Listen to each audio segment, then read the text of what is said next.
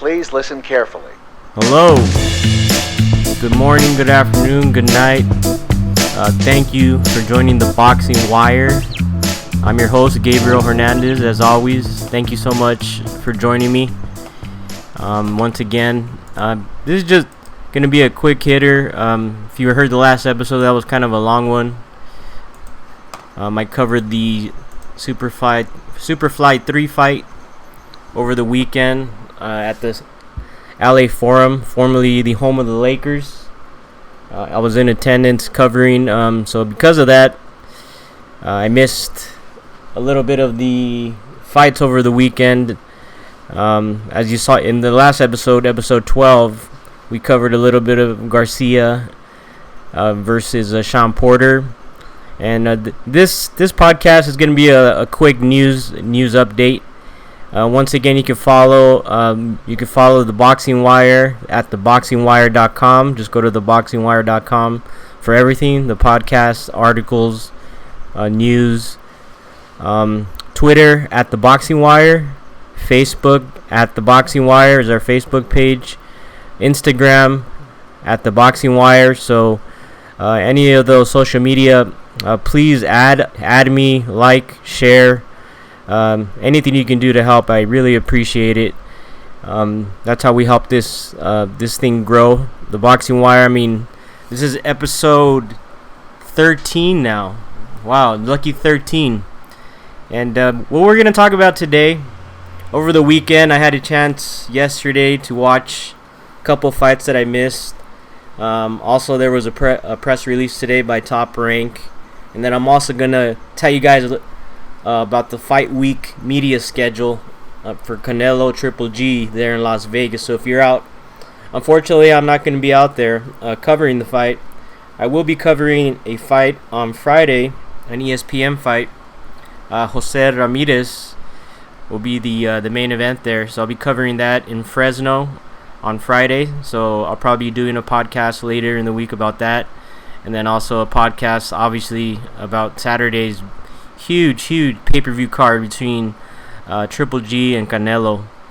And basically, I wanted to talk about the son of Costa Tszyu. For those of you who don't know who Costa Tszyu was, he was a great junior welterweight champion. Just a beast during his time in the mid to late to early 2000s, mid 90s to early 2000s. Hall of Famer. His son is now fighting, Tim Tszyu, and his son is 11-0 with 9 KOs, and he had an impressive showing of punching power at the Bendigo Stadium, and that's in Victoria, Australia, and he defeated his opponent, Marcus Jesus Cornejo of Argentina, who was 19-3 with 18 KOs, so he was no schlub. Cornejo had been coming off of 2 straight losses, so as these things go, as I've said in the past, you put a prospect against a stepping stone guy to see what the prospect has, see if he can learn on the job, pick up some skills for the future against tough opponents. But in this fight, he really didn't have much to work with. The young prospect, he displayed that he inherited his father's punching prowess. Tim Tszyu, he just looked stronger, faster, took complete control. He landed 3 straight powerful uppercuts. You could tell Cornejo was out on his feet. His eyes glazed over. Very quick fight. The referee was forced to stop the fight at 2:21 in the first round. So Tim Tszyu shows a lot of similarities to his father. However, I mean, with the fight only lasting that long, it's really hard to compare. And he's a little bit taller than his father. His father is 5'6". He's about 5'8", 5'9", and he fights at a bigger weight class, welterweight. So keep an eye out for Tim Tszyu. It's already a crowded division at welterweight with Keith Thurman, Errol Spence, Danny Garcia, Sean Porter. And then you have this young kid, Tim Tszyu, with that championship DNA. In a couple years, we may be talking about him in the mix as well. In the co-main event of that card, which was on ESPN Plus, by the way, so if you guys aren't subscribed to ESPN Plus, and it's basically a subsidiary of ESPN. I'm subscribed. It's I believe it's $4.99 a month. The good thing about it is you don't have to watch it live, so you can always go back and watch the fights when you have time, which is a good thing. And so far, Manny Pacquiao fought there in his last fight. This was a co-main event. It's an undefeated gentleman, Andrew Maloney. He was 18-0 of Australia, and obviously, being that this fight was in Australia, he was the crowd favorite. Crowd was cheering, roaring as he fought former title holder Luis Concepcion, who was 36, 6 losses with 26 KOs out of Panama. He defeated him with a 10th round KO. Maloney held the WBA. Oh, sorry about that, guys. That's my dog. Give me a second here. Sorry about that, guys. I'm back. It was the FedEx guy pounding on my door, and my 100-pound Mastiff mix, wasn't too happy about that. As you guys heard, he was pissed. And unfortunately, he ruined my flow here, and I don't even remember what the heck I was talking about. Now I do. We were talking about Andrew Maloney of Australia. He holds the WBA Oceania Super Flyweight title, and he was fighting Concepcion.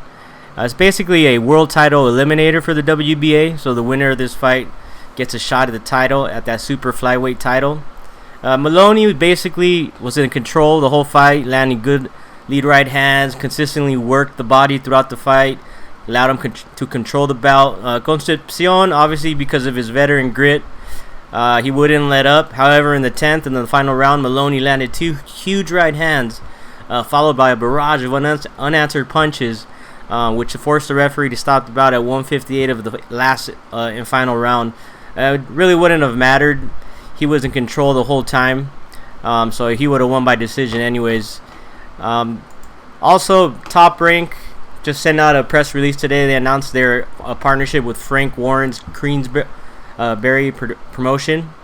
It's a multi-year licensing agreement which will bring the best events from the UK and Europe to the boxing fans in the United States and Canada on the ESPN platform.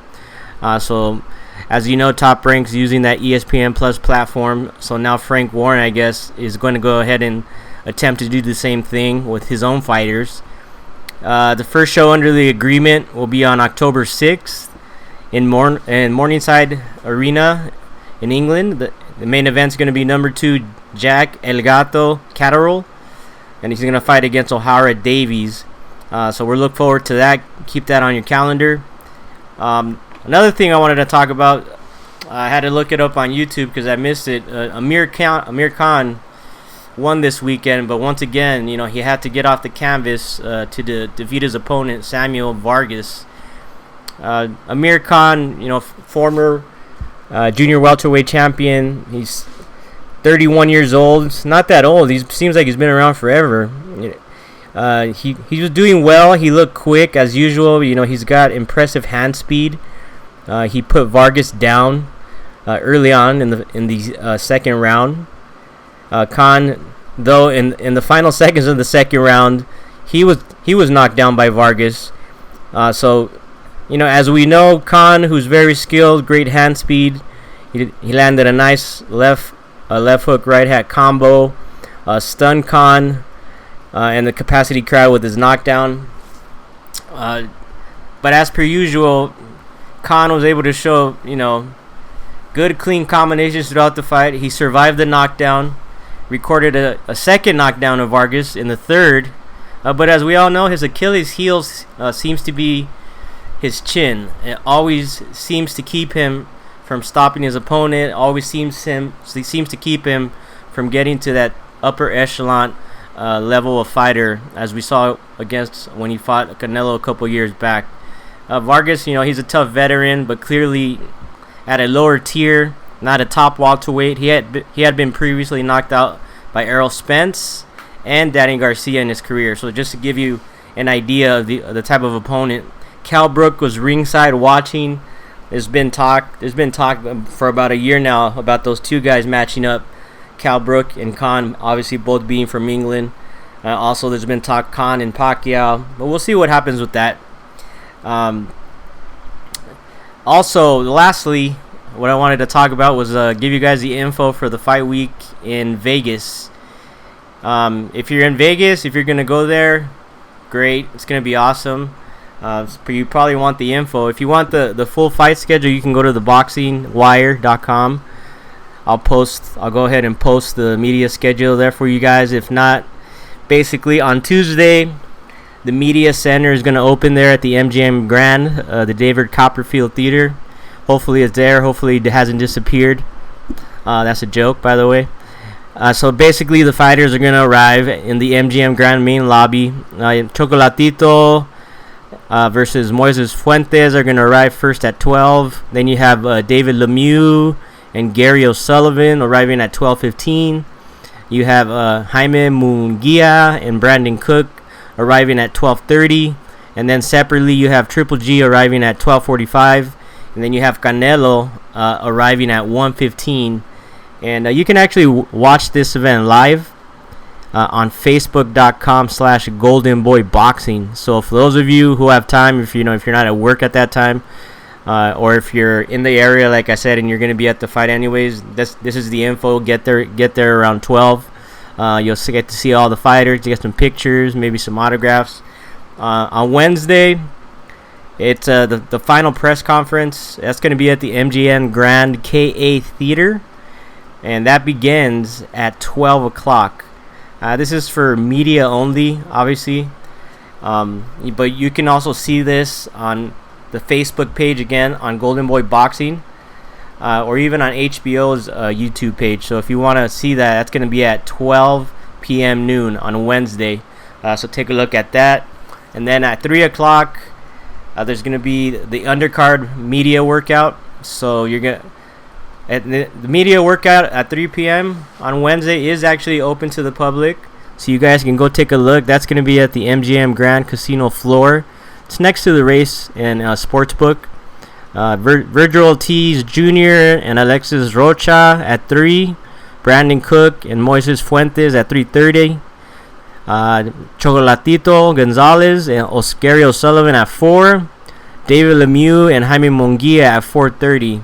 Same thing, you can watch it on facebook.com/goldenboyboxing. And then also that same day, or the next day I should say, the undercard press conference, it's going to be at 11 o'clock. It's going to be a stream live, so everything's going to happen that day. We can watch it at Golden Boy Boxing again on Facebook. It's just going to be another press conference. A bunch of media check-in begins. Live stream begins on Golden Boy. They're just going to be reporting. And then on Friday, the media center opens again early at 9 a.m. The official weigh-in, which again, open to the public. So if you guys are there and you guys want to see it, starts at 12. Doors open at 12, but the weigh-in starts at 2. So you get there at 12, try to get a good seat. But the weigh-in will actually begin at 2 p.m. And then the main event fighters, the pay-per-view guys that are going to be on the actual pay-per-view, are gonna be there at 2:30. And then once again, if you're not there, you can watch it on Facebook.com Golden Boy Boxing. And then Saturday, you guys know, HBO Telegas begins at 5. You guys can get there at 2 p.m. is the undercard stream. And if you're there, you can go ahead and get there, watch those early fights at 2 p.m. And then the main fights will start at 5. So I just wanted to give you guys a quick update on that. Nothing major. Just wanted to keep tabs. Also, I wanted to thank you guys. I looked at the numbers. My last episode, I kind of posted my experience at the forum, which was very awkward. I was trying to basically call the undercard fights live myself, and failed horribly in my opinion, just because of the atmosphere. There's just so many media people around and so much noise in the crowd, and it's just impossible unless you have the right equipment and the right experience, so I couldn't do it. And I just wanted to say thank you guys though for downloading it. Every time I download an episode, the numbers get a little bit bigger and bigger. It's like about a 10% increase in the audience every time. So I'm loving that. And keep an eye out. I'm probably going to do another podcast this Friday. Since I'm going to be at the Fresno at the Save Mart Center for the ESPN card, covering that live. I'll probably do a podcast after that, and then I'll also talk about all the events that day earlier with the Canelo Triple G win, if anything went down, share some videos that that I'm able to get and things like that, and I'll give you guys an update on how my day went there in Fresno. And lastly, just follow me please at theboxingwire.com. That's the most important place where you can help me out, theboxingwire.com.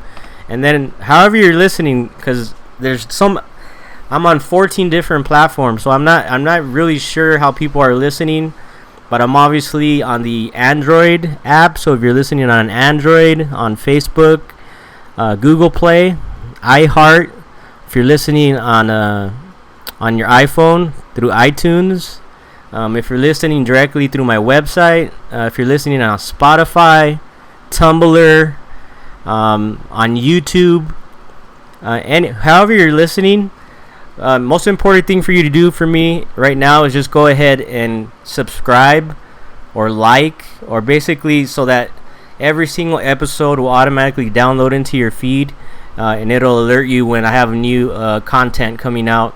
And I wanted to say thank you guys so much for listening. Please share. Once you subscribe, please review positively if you can. If you think I suck, that's fine. You can say that too. I'm not that sensitive. But please share on your social media. Share it on your Facebook pages and in your Twitter and your Instagrams. Let people know about the Boxing Wire. And also, I wanted to say September 11th, unbelievable. It's been 17 years since that tragedy, the terrorist attack. So my thoughts, my prayers go out to all the people that lost their lives that day, and to their families. So I'll talk to you guys later this week. God bless, and keep fighting.